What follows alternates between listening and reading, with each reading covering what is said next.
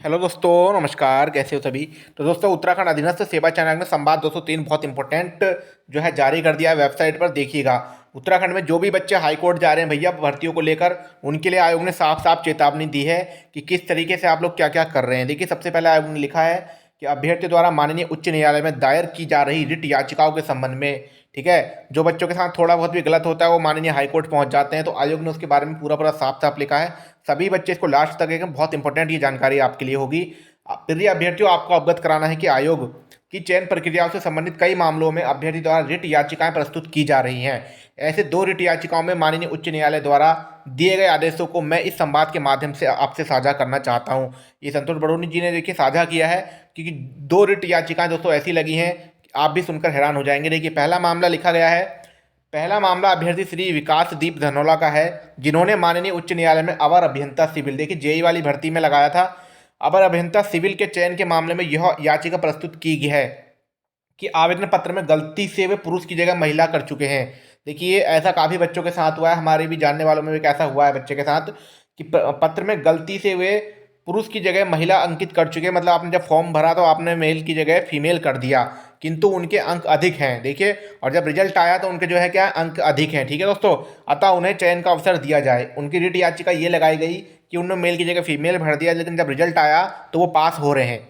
माननीय उच्च न्यायालय द्वारा दिनांक 21/6 को उनकी याचिका खारिज कर दी गई, ठीक है। हाईकोर्ट ने उनकी याचिका को खारिज कर दिया, जिन्होंने माननीय उच्च न्यायालय की खंडपीठ के समक्ष चुनौती दी, ठीक है।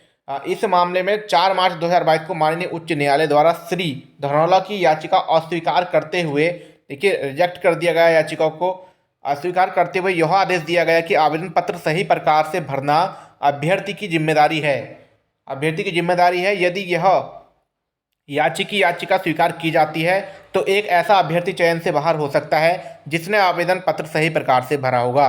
देखिए, हाईकोर्ट ने ये इस मामले में ये कहा, जैसे कि कट ऑफ लगी थी दोस्तों, तो अगर कट ऑफ जैसे कि नंबर लगे हैं बच्चों के सीरियल वाइज, अगर इस अभ्यर्थी को हम ले लेते हैं तो यहाँ पर ये अभ्यर्थी आ जाएगा, तो यहाँ से एक अच्छा जो अभ्यर्थी पहले पास हुआ है वो बाहर हो जाएगा।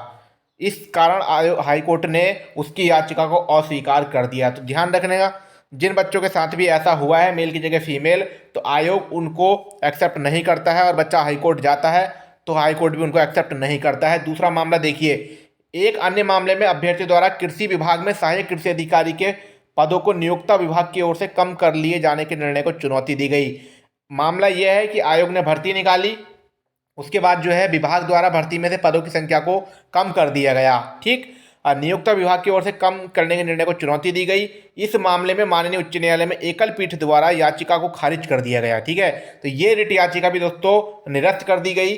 श्री गोपाल दत्त चबड़ाल द्वारा इस निर्णय के विरुद्ध विशेष अपील योजित की गई। देखिए, उन्होंने विशेष अपील लगाई होगी डबल बेंच में दोस्तों, ठीक है।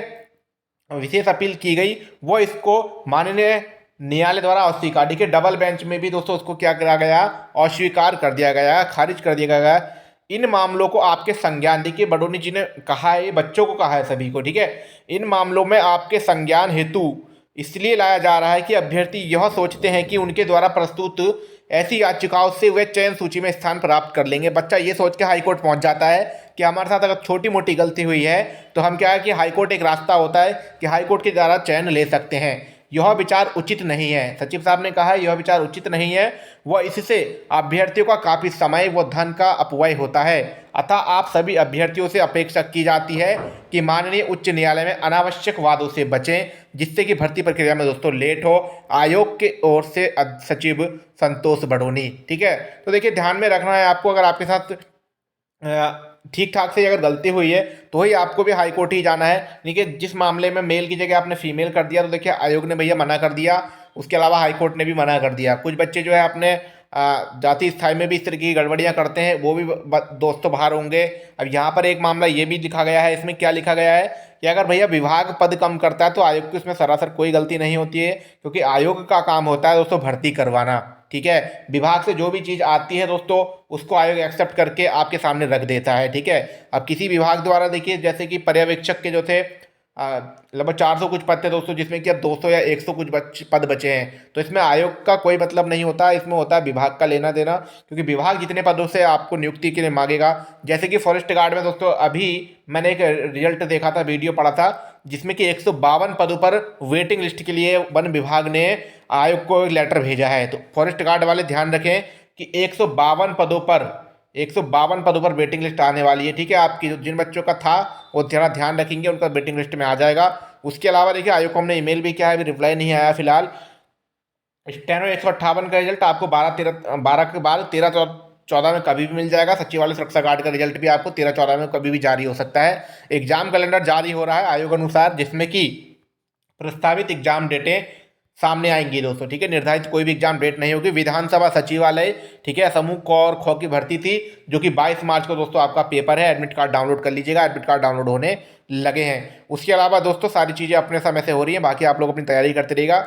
और ध्यान रखिएगा कि हाई कोर्ट में कौन सी भर्ती को लेके जाना है। आप अपने आप जो है सारे जो भी कागज हैं उनको सही स्वीकार करेंगे हाई कोर्ट में, तो ही हाई कोर्ट जो है स्वीकार करता है, क्योंकि एक एडवोकेट करने में भी बच्चों के पैसे लगते हैं, समय बर्बाद होता है। मिलते हैं नेक्स्ट वीडियो में। इस वीडियो में इतना ही, धन्यवाद।